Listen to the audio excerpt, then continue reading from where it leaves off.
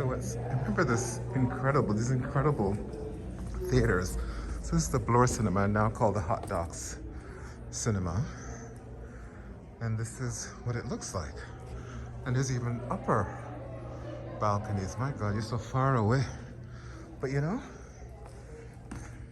I remember coming here many years ago to see Paris is Burning. The premiere of Paris is Burning was in this theater. It's called the Bloor Cinema then, and it's now called the Ted Rogers Hot Dogs Cinema. But, hey, never saw that lower level. That's cool. So yeah, good old Bloor Cinema here in Toronto, Canada, on Bloor Street West at Bloor and Bathurst area.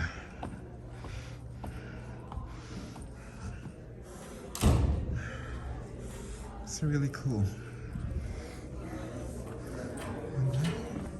There's a concession that usually is there, right? And then, yeah, these sort of old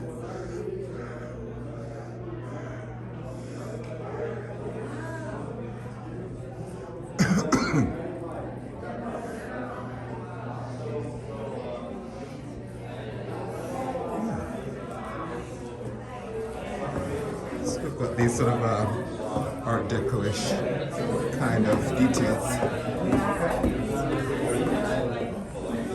And then this is the concession down here.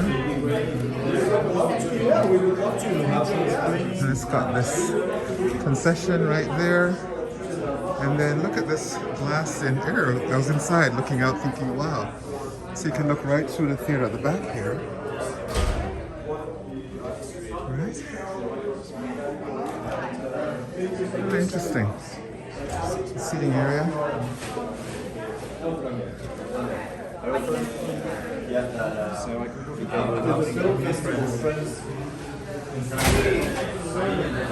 cool. Hello? And then you get things here. And that's what we came to see.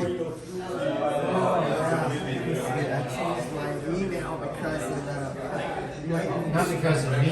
No, it is because of me. Because of the lightning strike. Yeah.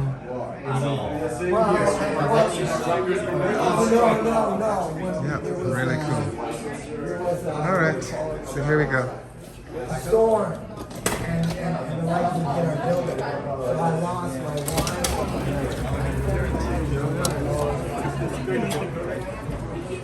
So here we are on Bloor Street West. Just came from a really lovely screening.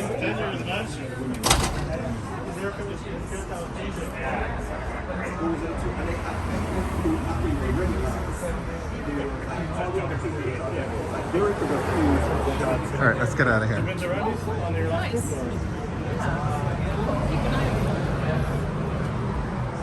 It's fun. It was a good time.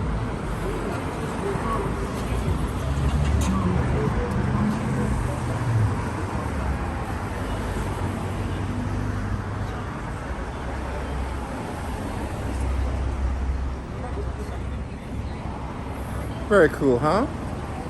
Hey, is that Graham Masterson? Of course, I have to ask Graham what he thinks of the film. Hey, what's up? How are you doing? Good, yourself? What did you think of it? The Mask, I couldn't tell. I know, I can't think of it.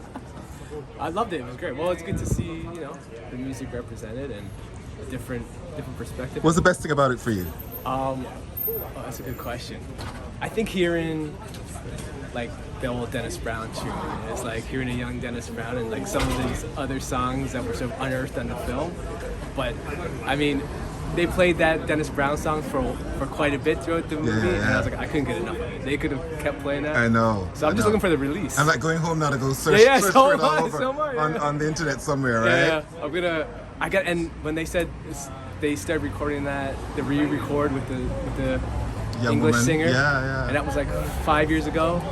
But now we still gotta wait. Like I'm like, release that, man. That's gonna be a good It sounds tune. really, I mean, Yeah. and I Was that Dave Stewart from the Eurythmics? I just was talking to my friend Teresina, and I didn't know, and she's like, yeah, it was. Like, okay, I thought so too. So I was like, yeah. So no, it was decent. Yeah, this is my mom too. Is this your mom? And then afterwards, Maybe she get hit on. Listen, we all wish and hope our moms get hit on. You know? What do you think? Yeah. No, I loved it. I was sitting there going, I was struck because I asked one of Reshma about Lord Creator. Yeah. The Lord Creator stuff was great too. I was like struck because I kept saying to her, I'm curious about that intertwining of Trinidadians in the history of reggae music. Yeah. Because they've always been there, and even Jamaican history anyway. And some of the things that were, because I was saying, was he there to record the song, or was he there otherwise, and he happened to be a musician that they invited to do the song? Yeah. And she said, I can't be sure, but she knows that he was picked to do the song, so he might have been there just for work. Yeah. Because again, in the Caribbean islands, a lot of people would go to Jamaica. It's one of the bigger islands to go for work, by opportunity, and he was a singer, a musician. But singing about Jamaican independence and all that too. Exactly. It makes me think of the famous poster girl for Jamaica, the Trini woman, right? Model, right? Yeah. That's right. So there's this concept, and then the music, the way that they talked about the influence of calypso, really, the sound of the early what he did, that song he did. I mean, his whole tone, his own everything was all of that, right? Yeah. So I was struck by that, Lord Creator, and I loved his tone and his singing. He was great. And it was is he still in Jamaica? Is that where he's still living? That was what I wasn't so sure about. Do you remember Lord Creator? Hi, Mom. I've known him for a long time. Mostly from his DJing gigs, but then I know he's a prolific filmmaker now I himself. don't know what prolific. Just, doing one at a time. Yeah, because you were in Jamaica for a while. You were there doing some stuff. Yeah, with co-director Chris over here. Chris? White T-shirt. Okay. But that was, we got to film that there. It was like magical, and we interviewed Leroy Sibbles, Heptones. It was like, come on. Can you talk about it on camera what you're working on, or you don't want to talk about it on camera? I want to just say, it's talk coming about out. it. It's coming out. It's So what is it? What is the So project? it's an anthology of 5 shorts for the National Film Board, and it's featuring 5 Jamaican musicians, record label owners, like big names, who lived in Toronto for a big part of their career, and we're just trying to,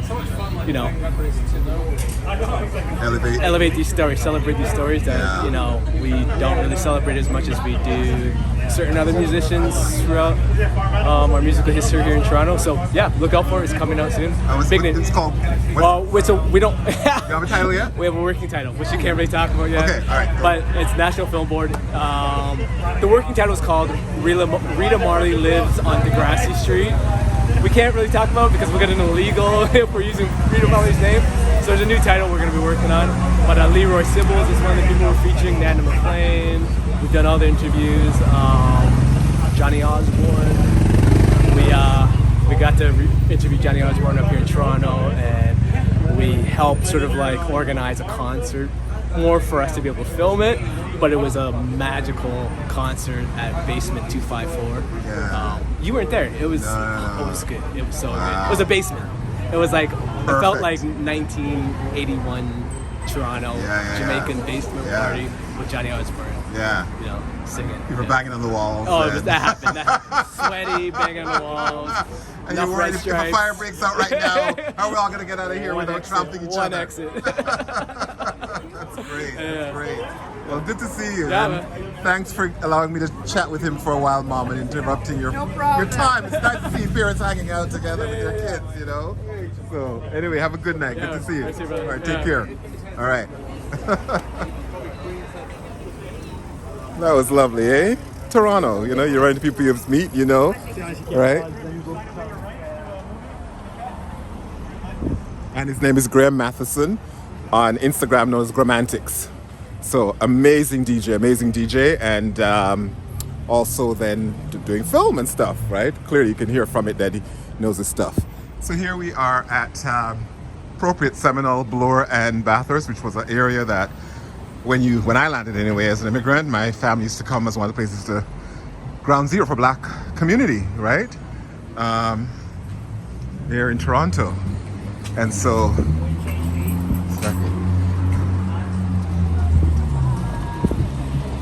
who's this brother? How you doing, Dad?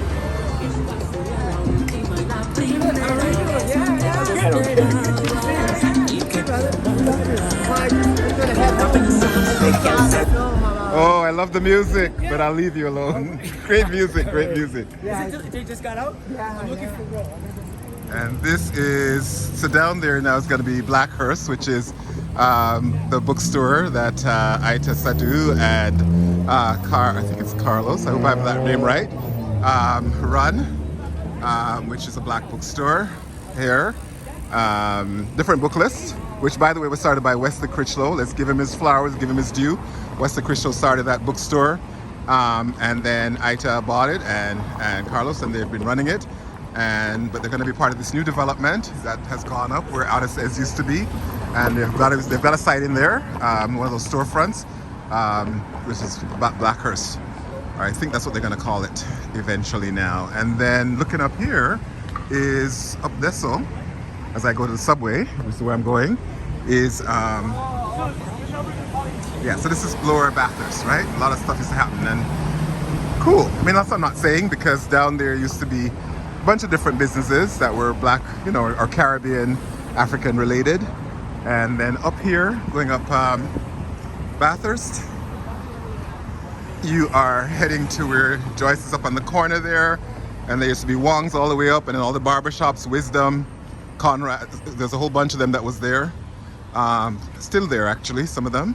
And then you go up further, you know, Montague had his dental practice, which I think he might still have up there, and then all the hair salons, the Azans, the some of the designers, Kong with Sun Kong.